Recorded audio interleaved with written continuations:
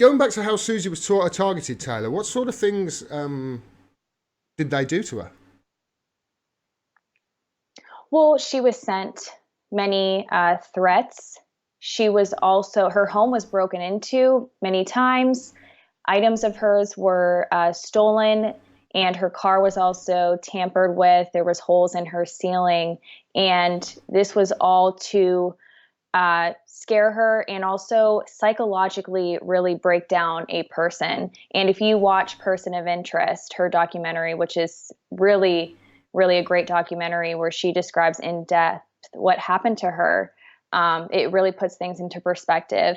And they do this so you do lash out. And so you do kind of go crazy, and the people around you start to think that you're nuts, because then it's easier for the government and these agencies to then say, oh, look, that's a bad person. That's a crazy person. So she said throughout this whole time, she always kept her cool.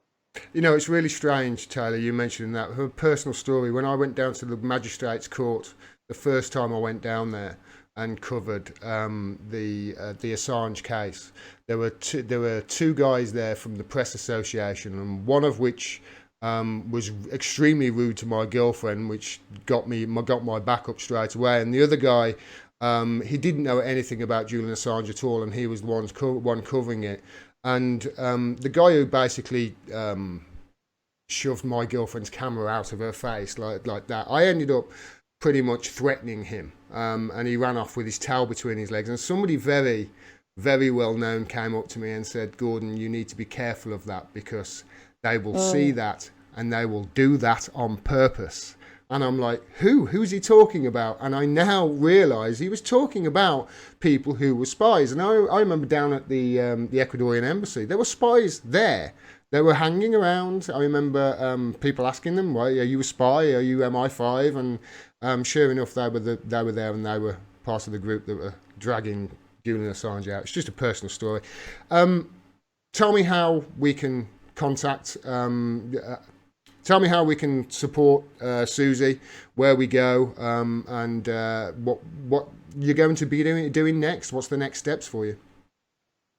Yeah, so to find out more information about the campaign, you can visit oneversus5i.com. That is the number one VS, the number five, the letter I.com. Also follow the campaign on Twitter at one versus 5i, and on Facebook at facebook.com/one versus 5i. Also, I do want to note that it is important to remember that we did not vote any of these people in these agencies into an office, and we cannot vote them out. But what we can do is we can vote against them with our dollars by backing Suzi's campaign. So you can do so at oneversus5i.com/donate.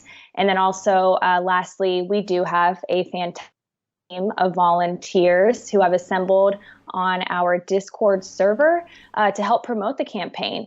So anybody who is interested in doing that and working with Suzi directly is encouraged to join the Discord at oneversus5i.com/Discord. And that is DISCORD. And also, if you are interested in learning more information about how these agencies work, you can watch Suzi's teach-ins, which are on her YouTube channel every Sunday evening at 8 p.m. Eastern Standard Time and 5 p.m. Pacific Time in the U.S. I'll leave all the links that you've just mentioned. I'll leave those below the video when I release it. Thanks so much for coming on and talking about this, Taylor. I really do appreciate it. Taylor Hudak, everybody. Absolutely. Thank you. Thank you.